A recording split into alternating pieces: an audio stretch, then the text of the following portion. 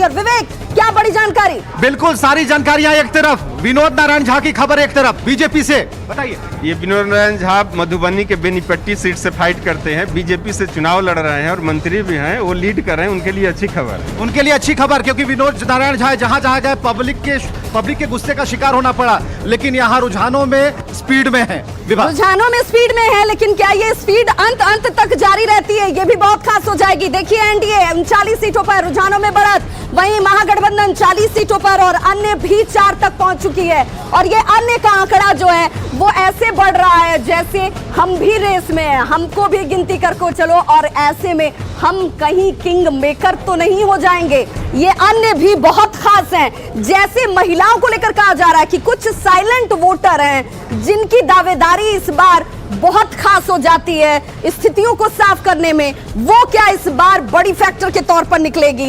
NDA की बात कर लें, 39 सीटें बढ़त के तौर पर रुझानों में, वहीं महागठबंधन 40 सीटों पर रुझानों में बढ़त। और क्या ये माना जाए कि ये जो आंकड़ा आपके टीवी स्क्रीन पर इस वक्त दिख रहा है, ये आंकड़ा बहुत कुछ इशारा कर रहा है कि देखिए 40-43 ये वो आंकड़े हैं जो पल पल बदल रहे हैं। और पल पल बदलने के साथ बिहार में काबा का भी बहुत कुछ साफ होने वाला है। जनता ये बताएगी कि बिहार में क्या है। बिहार का इतिहास बहुत रोचक, बहुत महत्वपूर्ण, बहुत खास रहा है। इस भूमि से कई महानुभूतियों की उत्पत्ति हुई है और इसी भूमि पर आज जब यहाँ की जनता ने जनादेश दिया है तो क्या आंकड़े निकलते हैं? रुझान बिल्कुल। विवेक क्या जानकारी? बिल्कुल बड़ी जानकारी। अब देखिए, नीतीश के मंत्रियों की बात करते हैं। लक्ष्मेश्वर राय की बात अब आएगी और आ चुकी है, क्या कहती है? लक्ष्मेश्वर राय मधुबनी के लौकहा सीट से चुनाव लड़ रहे हैं और वो लीड कर रहे हैं। अगर टोटल टैली की हम बात करें तो यहाँ पर एनडीए 43 और आरजेडी प्लस 45, यानी कि आरजेडी को अभी भी 2 सीटों की बढ़त है। एक बात और पूछें,